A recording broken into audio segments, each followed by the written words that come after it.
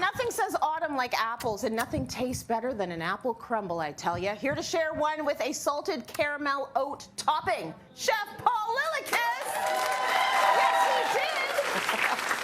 Okay, this looks phenomenal, but your apple crumble is different than most people's apple crumble. I mean, most of your recipes are just different than everyone else. It's a little twist, right? How's this one different? Okay, so we all know the typical crumble or apple crisp comes from the oven. This is done in 2 parts and stovetop. Never touches the oven. Never touches the oven!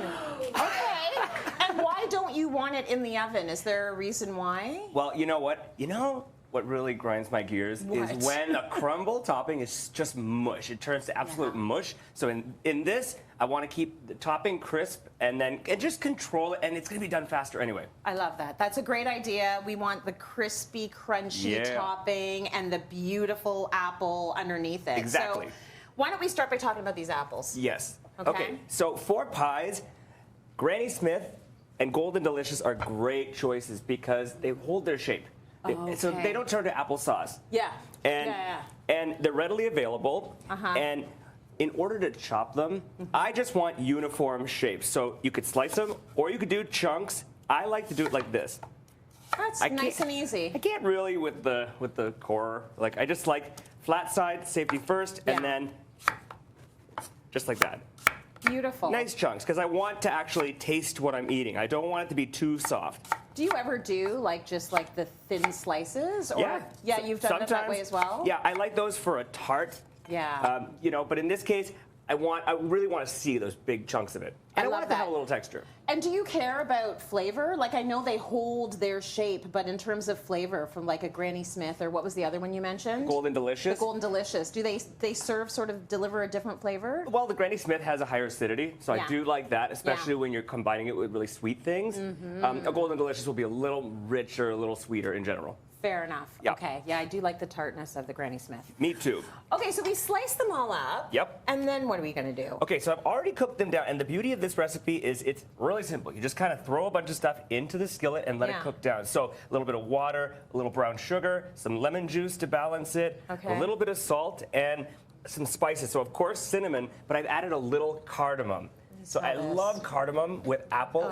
It's such a beautiful warming spice. It's deep, and it says fall. It says autumn for sure. It adds a whole other level to it. And then I just cook this down. There's a little flour in there just to thicken it up. And then you can take it as far as you want. I don't want it to be totally soft. Yeah. And that's it. You can turn it off. You could do this ahead of time.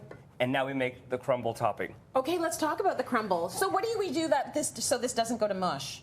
Just turn it off. Just turn it off. Turn it off, leave it, you can cover it. You could do this the day before. Oh, beautiful. It's totally fine. Okay. So into a hot skillet, I'm combining some brown sugar. This is the most important part, by the way, because this is the crumble, and to me it's about the crumble and not the apple. Yeah, I said it. Yep. I want all the recipes with a little bit of breadiness. I want the bready. Yes. That's what I like. Me too. Yeah. It is important. It's really great for my hot flashes, let me tell you. It will soothe temporarily. The wine helped too. So we're just cooking this brown sugar down until it bubbles with a little bit of water. And then we're just going to swirl in some butter. You can use salted, or you can add butter, but you can smell it already. All caramel is fat cooked down with sugar. That's why we like it. Yeah, so smell it. It doesn't take long. Yeah. You just want it to bubble. It almost smells like maple syrup. It's got that molasses to it. And now, you want to go ahead and put the butter in? I just don't want to screw this up. Is this finicky at all? It could burn. Keep stirring it. It can burn. So it doesn't take long. But if you're feeling like it's smoking, you can always just lift it off the burner. Okay. Okay, so basically what we're looking for is just a good, rapid bubble. Yeah, and like that? Yeah, like that, and then wait till it moves a little bit around the edges. See, it's coming up to temperature. It's growing, yes. And essentially what we're gonna do is create a caramel that will cover all the flakes of our rolled oats. Okay. So let's start swirling in our butter. Right. This butter is already pretty soft. And is that what you're looking for? Does it matter if you use cold butter or room temperature butter? I mean, it will just take a little bit longer for it to melt in. Okay, all right. And so it doesn't matter? Yeah, not really.